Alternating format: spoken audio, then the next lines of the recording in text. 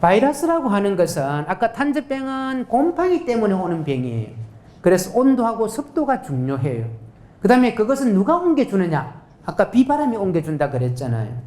바이러스라고 하는 것은 살아있는 조직에서만 사는 거예요. 바이러스라고 하는 것은. 바이러스는 절대 안 죽어요. 바이러스 치료제는 없습니다. 농약상에 가면 뭐 바이러스 치료제, 뭐 특효약 있는데 절대 그런 게 있을 수가 없습니다.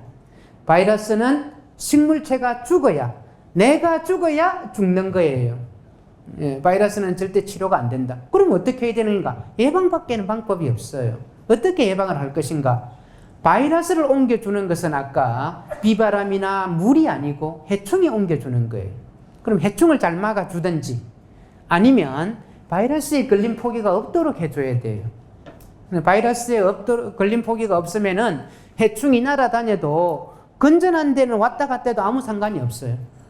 바이러스에 걸린 데 갔다가 찝어 먹으면 입에 바이러스가 들어가는 거예요. 총체벌레 입에 들어가 가지고 몸속에서 계속 살아가는 거예요, 이 녀석들이. 그리고 다른 식물체 가면 계속 옮겨지는 거거든요. 그러면 바이러스는 문제가 그게 바로 눈에 금방 띄면은 바이러스를 한번 찍어주고 나서 바로 눈에 띄면은 그냥 그걸 일찍이 뽑아버리면 되는데 정상이 나오는 데까지는 한 달에서 한 달 보름 정도 걸리는 거예요. 그러니까 이게 너무 늦게 정상이 나오는. 왜? 너무 입자가 작아서 그게 한 번 찝어줬다고 해서 한 번 옮겨줬다고 해서 바로 정상이 나오지는 않아요. 그래서 이제 우리가 육묘를 지금 이제 육묘를 하는 시기도 아닌가요? 지금 이 육묘 중에 혹시 총체벌레가 왔으면 바이러스가 왔을 가능성이 있어요. 그런데 지금은 눈에 안 띄는 거지. 이걸 심고 나서 밭에 갔다 옮겨 심고 나니까 그때서 나오는 거래. 그러면 이게 내가 육묘 중에 걸렸는지 우리 밭에 오고 난 다음에 해충이 와서 걸렸는지 판단이 안 되는 거지. 그래서 묘를 사서 심는 사장님들은 묘가 오면은 묘를 상태를 잘 점검을 해야 돼요. 이게 바이러스가 있나 없나. 눈으로 봐서는 잘 몰라요. 그래서 이제 진단 키트가 만들어져 있습니다. 바이러스는. 우리 코로나 바이러스 진단 키트 있는 것처럼 우리 고추의 바이러스도 진단 키트를 만들어 놨어요. 농촌진흥청에서. 그래서 그걸 가지고 진단을 할 수 있다라고 이렇게 이해하시면 되고, 바이러스는 옛날에 바이러스는 주로 이렇게 이제 식물이 색깔이 바뀌거나 일이 쭈그러지거나 이렇게 되고 죽지는 않았었는데 최근에는 바이러스 때문에 죽는 식물체들이 나와요. 그러니까 식물체들 입장에서는 내가 죽어야 우리 아들들이 사는 거예요. 내가 죽어버려야 전파가 안 되니까. 그래서 죽는 것들이 나옵니다. 그래서 바이러스에 걸리면 이렇게 돼요. 잎사귀가 이렇게 뒤틀리고 쭈그러지고 열매에 이제 이렇게 되니까 상품성이 없어지는 거지. 바이러스에 걸린 거 우리 사람이 드셔도 아무 이상은 없습니다. 먹는 데는 이상이 없는데 볼품이 없어서 가치가 안 나오는 거지. 바이러스는 우리 익산뿐만 아니라 전국에서 다 나오고 있어요. 그래서 우리나라에서 많이 나오는 바이러스 종류들은 이런 것들이 있더라라고 하는 이야기고요. 바이러스도 크게 아까 탄저병원균 종류가 4가지가 있었다는가요? 바이러스는 이 3가지 그룹이 있는 거예요. 우리 얼마 전에 문제가 됐던 코로나 바이러스. 똑같이 이렇게 동글동글하게 생긴 이런 바이러스였었어요. 식물에도 이런 바이러스가 있고 지렁이처럼 생긴 이런 바이러스가 있고 막대기처럼 생긴 바이러스가 있는 거예요. 그러면 이 바이러스들 종류 안에 또 한 10대까지 20가지 정도의 바이러스가 있어요. 그래서 고추에 한 60가지 넘게 있다 그랬잖아요. 그런 바이러스들이 있다라고 정도만 참고를 하시면 되고요. 바이러스에 걸리면 어떻게 되느냐? 문제가 이거예요. 잎사귀가 이렇게 쭈그러져 버리는 거라. 잎사귀가 싱싱하고 팽팽하게 잘 퍼져 있어야 아까 강합성을 제대로 잘 해야 50%를 먹고 사는데 이게 밥솥이 다 쭈그러져 빵꾸가 나가지고 밥이 안 되는 거래. 그래서 열매가 안 크고 문제가 생기는 거거든요. 바이러스의 문제점은 이런 것들입니다. 그리고 바이러스에 걸리면 이렇게 되는 거예요. 이거는 오이 모자이크 바이러스에 걸린 열매나 잎사귀의 증상이에요. 이거는 고추의 마일드 모털, 약간 모털, 울룩둘룩한 꾸불꾸불한 이런 증상을 보이는 바이러스. 이거는 고추 모털 바이러스. 이게 모털, 그러니까 울퉁불퉁하게 생긴 거. 한 가지 바이러스에 걸리면 그래도 잎사귀들이 좀 볼품이 있는데 이 3가지 바이러스가 같이 걸리면 이렇게 돼버려요. 그럼 잎사귀가 이만큼 넓은 거하고 이만큼 줄어든 거하고 밥솥 크기가 작으니까 밥을 하는 능력이 달라지는 거 아닌가요? 그래서 문제가 되는 게 바이러스입니다. 바이러스는 아까도 이야기했듯이 진딧물이 80% 정도를 옮겨주는 거예요. 토양이나 종자로 옮겨가는 것들은 거의 문제가 안 될 정도로 크게 심각하지는 않아요. 진딧물, 그 다음에 요즘에 문제가 되는 칼라병 바이러스, TSWV, 토마토 반점 위조 바이러스라고 하는 것은, 그거는 우리 칼라병이라고 하는 것은 우리 한국에서만 하는 이야기고, 진짜 이름은 TSWV인데, 그거는 총체벌레가 옮겨줘요. 그래서 우리 육묘할 때 진딧물을 잘 막아주는 것이 이게 바이러스를 예방하는데 아주 도움이 된다라고 하는 그런 이야기고요. 그런데 바이러스를 그럼 어떻게 막아야 될 것인가 하는 그런 이야기죠. 아까 탄저병은 비바람이 치니까 뭐 옆집에 문제가 있으면 곤란하지만 이것들은 해충만 없으면 되고 옆집에 바이러스 걸린 것이 없으면 되는데, 그래서 이 애들은 첫 번째 육묘 때부터 지금부터 진딧물 총체벌레 잘 막아줘야 돼요. 그 애들이 지금 육묘 때 오면은 너무 가깝게 붙어 있기 때문에 바로 막 찔러 들어올 수 있다는 거예요. 그것이 제일 문제이고, 그 다음에 TSWV라는 게 토마토 스팟 윌터 바이러스에서 칼라병, 우리 토마토 반점 위조 바이러스병인데 이거는 총체벌레가 옮겨주는 거예요.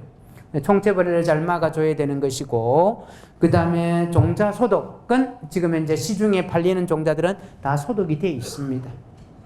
그렇게 해서 방제를 해야 되는 것이고, 이게 이제 최근에 문제가 되는 칼라병이다 아닌가요? 잎사귀에는 이렇게 증상이 나오는 거예요. 그 다음에 열매에는 이렇게 증상이 나와요. 그래서 칼라병이라고 그래요. 얼룩덜룩하게 색깔이 바뀐다고 그래서 칼라병이라고 하는 것이고, 이것들이 걸렸나 안 걸렸나 이렇게 증상이 뚜렷한 것은 바로 눈으로 볼 수 있지만 아직 심기 전에 이게 총체벌레가 옮겨놓고 가면 이게 바이러스 있나 없나 몰라요. 그럴 때는 진단 키트를 가지고, 이거는 지금 바이러스에 안 걸린 것이고 걸린 거예요. 우리 코로나 바이러스 체크는 똑같습니다. 잎사귀 한 개 따가지고 갈아서 떨어뜨리면 저렇게 진단을 할 수가 있어요. 그래서 우리가 뭐를 가지고 왔는데 뭐가 좀 이상하다, 그럴 때는 저런 진단 키트로 가지고 진단을 해서 육묘장에서 문제가 돼 있는지, 아니면 육묘장에 왔을 때는 문제가 없었는데 우리 밭에서 문제가 됐는지를 판단해서 심어야 된다라고 이해하시면 되고요. 이것이 총체벌레입니다. 꽃에 보면 이렇게 기어다니고 있어요. 이것이 문제를 일으키는 바이러스는 이렇게 생겼는데 이것들이 식물체 안에 있으면서 잎사귀를 그렇게 쭈그러지게 만들고 식물을 죽게 만드는 거예요. 그래서 이제 어릴 때 걸리면 이렇게 잎사귀가 쭈그러들면서 못 크게 되는 거지. 열매에는 이런 증상이 보이고 잎사귀에는 이제 심하면 동글동글한 이런 무늬를 나타내는 게 칼라병 바이러스예요. 이럴 때 이미 너무 늦은 거고 많이 걸려가지고 어릴 때는 이렇게 나와요. 자, 육묘장에서 이런 것들이 왔다, 아니면 우리 육묘장에 이런 것들이 있다, 이럴 때는 진단 키트를 가지고 잘 체크를 하고 격리 빨리 빼내야 되는 거지. 저걸 놔놓으면 진딧물이나 총체벌레 와가지고 옆으로 막 옮겨주면 그때 옮겨간다는 거예요. 그 다음에 이제 이게 생육 중에는 이런 식으로 심한 것들은 자살을 하는 거예요. 내가 죽어야 옆으로 옮겨지지 않으니까요. 이런 식으로 바이러스 때문에 죽는 것들이 있다라고 생각하시면 되고, 여기에는 진안에서 수경재배하는 사장님 밭인데 심고 나서 뭐 한 보름 만에 이렇게 밭 전체가 다 온 거예요. 이거는 좀 수상하다 아닌가요? 육묘 때부터 왔을 가능성이 있는 거지. 그럼 미리 진단을 안 하면은, 야, 당신 밭에서 왔는지, 뭐 내가 육묘 키울 때 왔는지, 이런 분쟁이 생기는 거예요. 그래서 이렇게 잎사귀에 이런 증상이 있다든지, 이렇게 식물체가 못 클 때는 꼭 바이러스 점검을 해서 문제가 없도록 해야 된다라고 하는 것이고, 바이러스는 총체벌레가 옮겨준다. 이 칼라병 바이러스는 영속전염이라고 하는 게 뭐냐 하면, 진딧물이 옮겨주는 바이러스들은 대부분이 진딧물이 한번 병에 걸린 데 가서 씹어먹고 자기 잎사귀 한번 입에 묻었던 것들이 다른 데 한 번 찔러면 그냥 끝나버려요. 또 다음에 다시 갔다가 와서 찔러줘야 되는데, 이 총체벌레는 한 번 이 몸속에 들어가면 계속 살아있다는 거예요. 그래서 이곳저곳으로 막 옮겨주는 그런 아주 심각한 문제가 있는 게 칼라병의 문제입니다.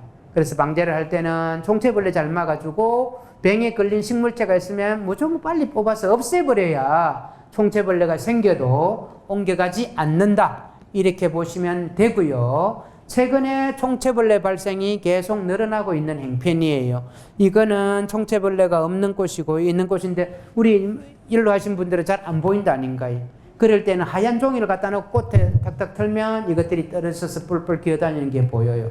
그럴 때는 칼라병이 올 수 있겠구나. 어쨌든 간에 빨리 잘 방제를 해야 된다라고 이렇게 생각하셔야 되고, 칼라병을 일으키는 총체벌레는 이렇게 지금은 추울 때는 땅속에서 번데기로 살다가 이게 이제 큰 놈이 돼서 이게 가서 이게 걸린 데 갔다가 옮겨주면 이것들이 옮겨간다라고 이렇게 생각하시면 되고요. 우리 총체벌레는 이제 7월 하순부터 집중적으로 많이 나오더라. 조사를 해보니까 그런 이야기고요.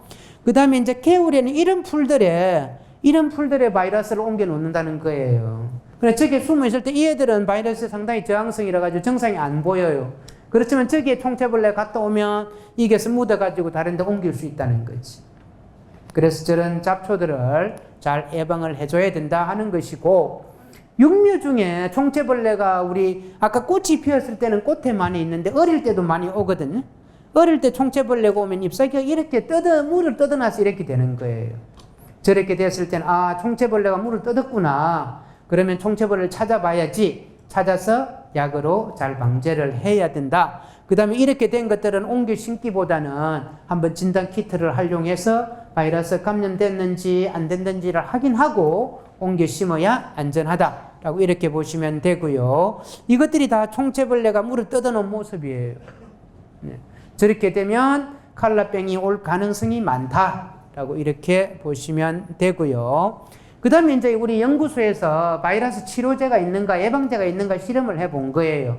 실험을 해봤더니만 이런 것들을 치니까 이거는 그냥 가짜로 약이 아닌 것을 친 거고 이런 약을 치고 이런 것들 쳐보니까 이런 것들이 있어서 상대적으로 적게 걸리더라는 거예요.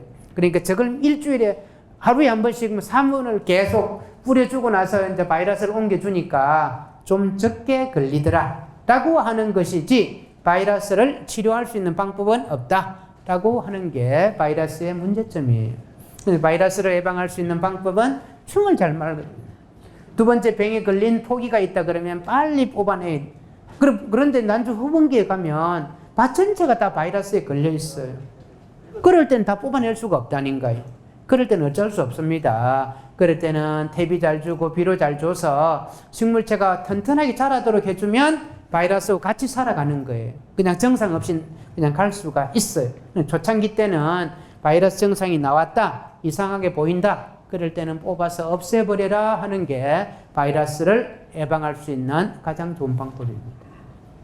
그 다음에 이제 토양병의 대표적인 게 청고병이에요. 지금 우리가 처음에 했던 게 탄저병은 곰팡이 때문에 오는 병이었었어요. 두 번째 바이러스에 대해서 이야기했고, 세 번째는 세균 중에 대표적인 땅에 오는 병원균이에요. 청고병. 청고병은 이름 그대로 풀을 정자 말을 꽂자, 풀마른병이라고 우리 그렇게 이야기하는 병이에요. 이거는 병원균이 세균이고 병원균이 땅 속에 있는 거예요.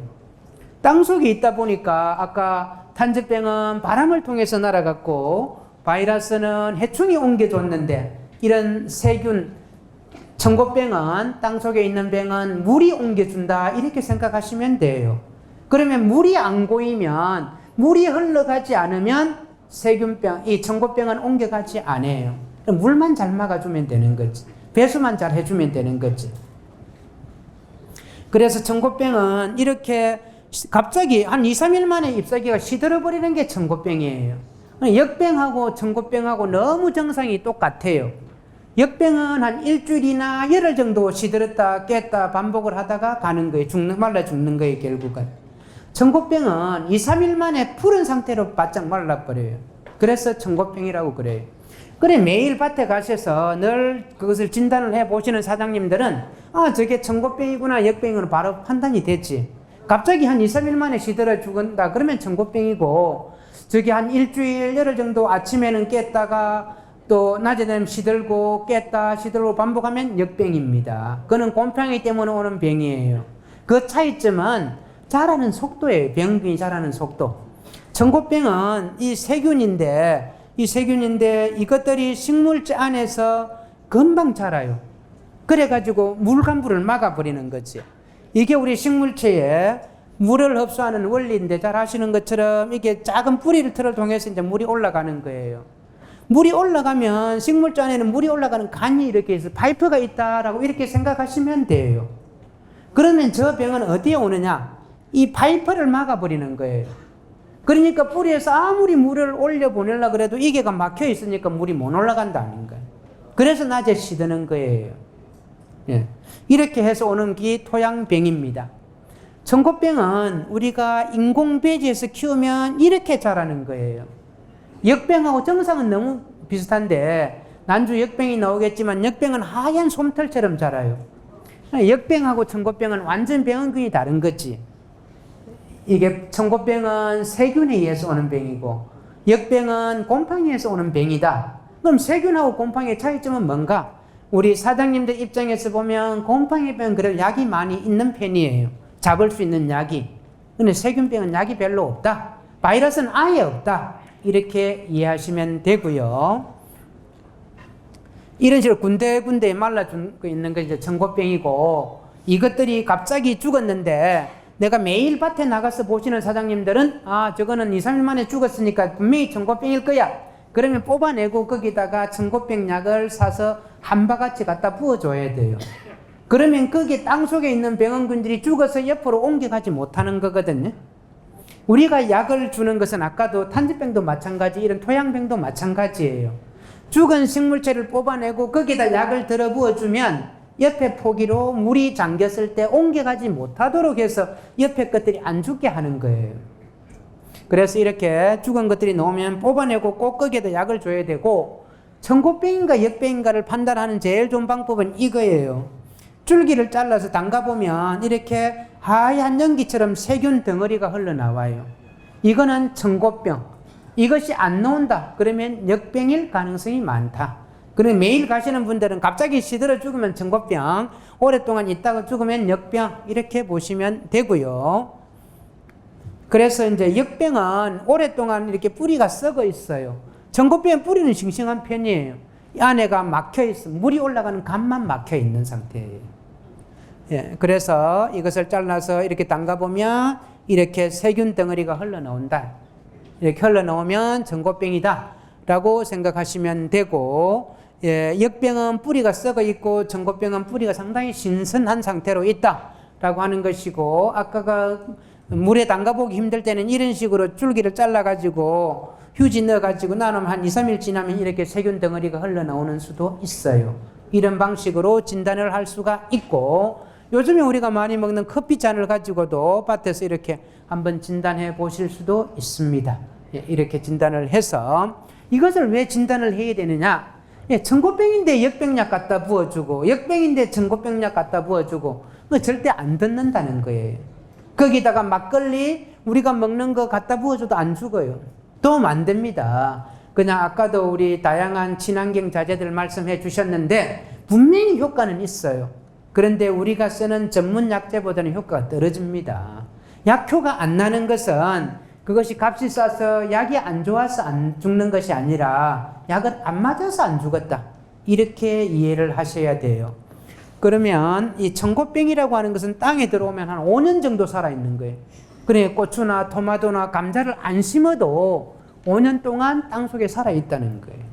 그래서 상당히 힘이 들어요. 이럴 때는 이제 토양 소독을 해야 되는 거 아닌가요? 계속 우리 가지과 작물을 심으려면. 그래서 방제를 하려고 그러면 왔다 그러면 물을 담아주는 게 제일 좋아요. 물을 심어줄 수 있는 논이면 제일 좋고, 그렇지 못할 때는 이런 다른 그 호밀이라든지 그 다음에 콩이라든지 이런 것들을 심어서 밀도를 낮춰줘야 된다라고 하는 거예요. 그래서 품마른병이 많이 나오는 데는 이 호밀을 심어가지고 겨울에 농사를 안 지을 때 이렇게 갈아 넣어주면 상당히 예방이 되더라라고 하는 이야기예요. 그래서 호미를 넣어준 거하고 안 넣어준 것들이 이렇게 2배 정도 방제 효과가 있더라라고 하는 것이고요. 그래서 청고병이나 역병들은 물을 따라서 이동을 하니까 물이 안 고이도록 일항을 높여주는 게 제일 좋은 방법이에요. 청고병하고 너무나 똑같은 게 그 다음에 이제 역병이에요.